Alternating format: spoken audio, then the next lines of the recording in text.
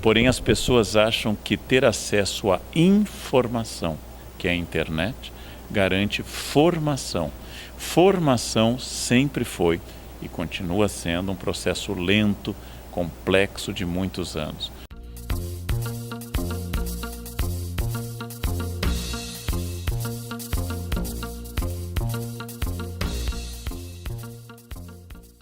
O 5º Seminário do Representante Comercial Gaúcho, que ocorreu no dia 7 de outubro, superou as expectativas de público e confirmou a qualidade dos palestrantes e parceiros que fizeram do evento um grande congregador. Na abertura do evento, o vice-presidente Roberto Salvo fez a saudação aos presentes, ressaltando a satisfação em contar com a numerosa plateia, confirmando a confiança na atual gestão do Core RS. Logo após, homenageou a empresa com mais de 50 anos de registro no Conselho, Representações Wolff, representado por Norberto Wolff.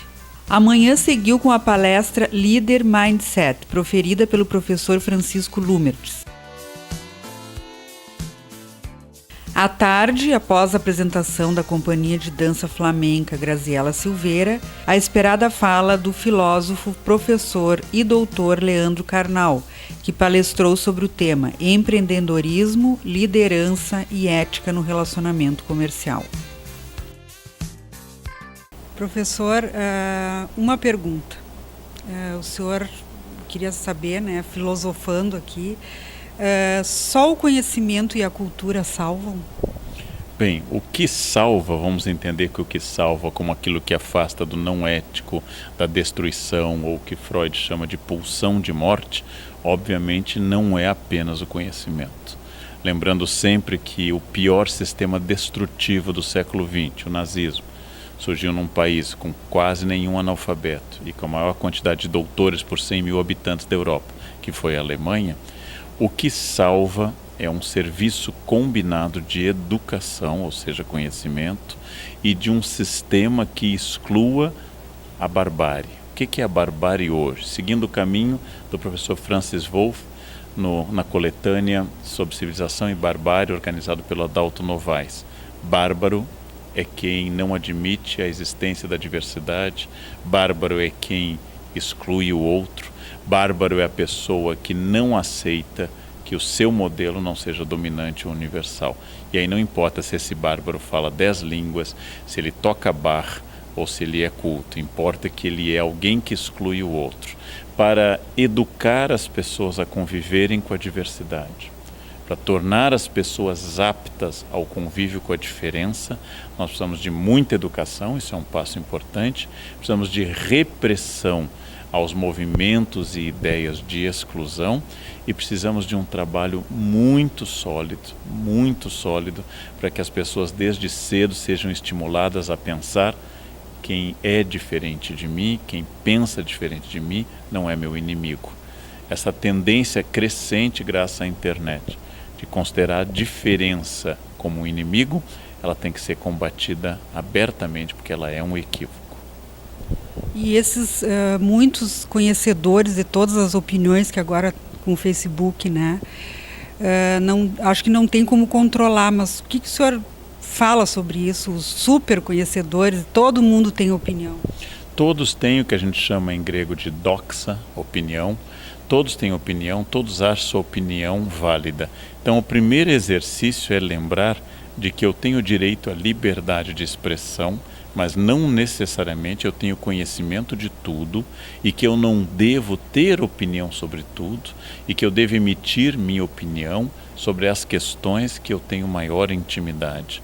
É lógico que a liberdade é sempre um valor, é lógico que eu prefiro gente dizendo bobagem, a ditadura ou a falta de liberdade de expressão, ou então a existência de censura.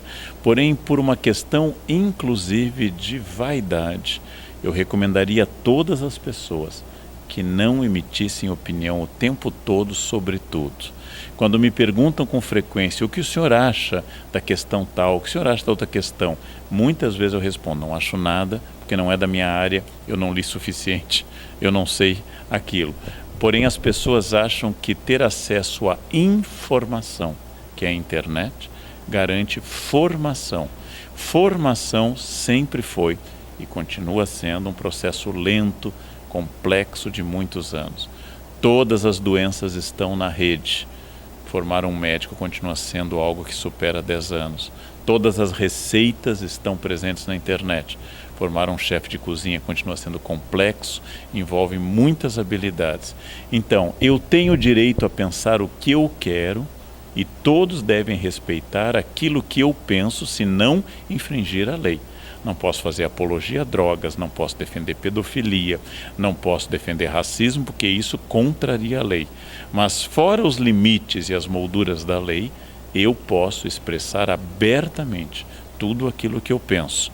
Porém, eu devo lembrar que antes de emitir uma opinião, eu deveria, no mínimo, tomar alguma informação sobre isso.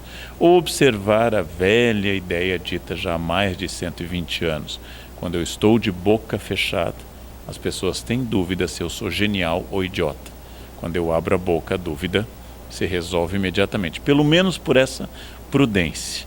Há questões que eu entendo mais, há questões que eu entendo menos. Não necessariamente eu devo emitir todas as opiniões. E é claro, é o meu direito tê-las, mas não é obrigatório que eu comunique ao mundo a todo instante, sem antes, ao menos, ouvir os argumentos que estão sendo tocados. Para a maioria absoluta das questões do mundo, cabe apenas aprender e não ensinar. Muito obrigada. Eu que agradeço.